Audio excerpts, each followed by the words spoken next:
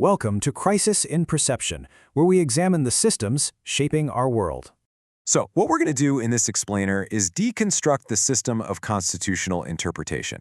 And it's a really fascinating mechanism, right? It's what allows this fixed 18th century text to somehow generate brand new rights for our modern world.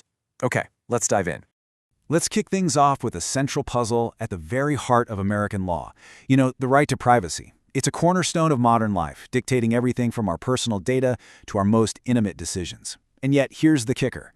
The word privacy is nowhere to be found in the Constitution. Not once. So that creates this apparent contradiction, and it really gets to the core of how the whole system works. So how do we solve this puzzle? Well, the answer isn't hiding in the words of the text itself. No, it's actually in the system we use to interpret that text. And, right from the get-go, there were these two competing ideas about what the Constitution was even supposed to be. This slide really lays out that fundamental disagreement. On one side, you've got Thomas Jefferson. He saw the Constitution as a rigid blueprint, a fixed plan. You want to change something, you have to go through the super difficult process of a formal amendment. But then on the other side, you have James Madison. He saw it more as a flexible framework, a kind of scheme that could actually grow and adapt over time.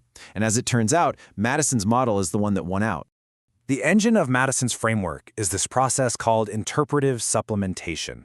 Now that sounds complicated, but it's not about judges just making things up out of thin air. Not at all. It's actually a pretty structured process where courts can construct new principles as long as they're consistent with the written text.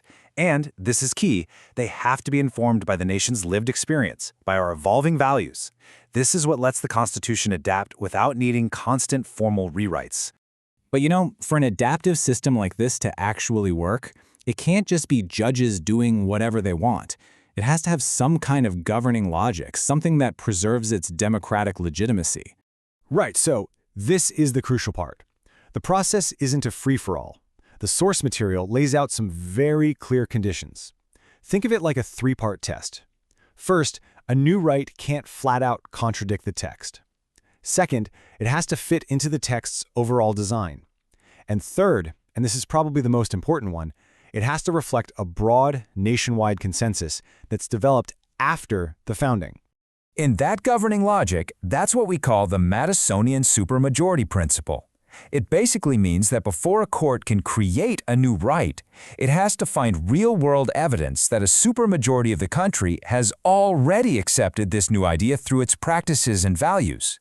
The court's job, then, is just to get the law in line with the consensus that's already there.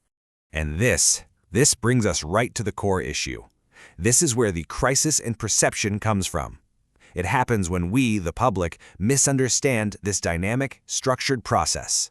When we look at the Constitution and see a static, unchanging blueprint, then any kind of adaptation looks like judges just acting on a whim instead of the system working exactly as it was designed to.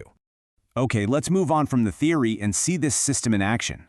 We can actually trace how it predictably produced the right to privacy, all in response to some pretty profound social changes. So if you go back to the late 18th century, the big focus was on property rights as a way to shield yourself from the state. Privacy, as we think of it today, was kind of a marginal concern. But then, over the next couple of centuries, American culture started to shift, and shift dramatically. It moved toward what sociologists call expressive individualism, this idea that forming your own identity and having personal autonomy are critical social values. And by 1965, that idea had become the new supermajority consensus. So when the Supreme Court recognized a right to privacy in Griswold v. Connecticut, the system was really just catching up to where society already was. So you see, the right to privacy wasn't just invented out of the blue by some judges. It was the predictable outcome of a system that's designed to keep the Constitution in sync with the nation's evolving values. Social change and legal change, they happened in tandem.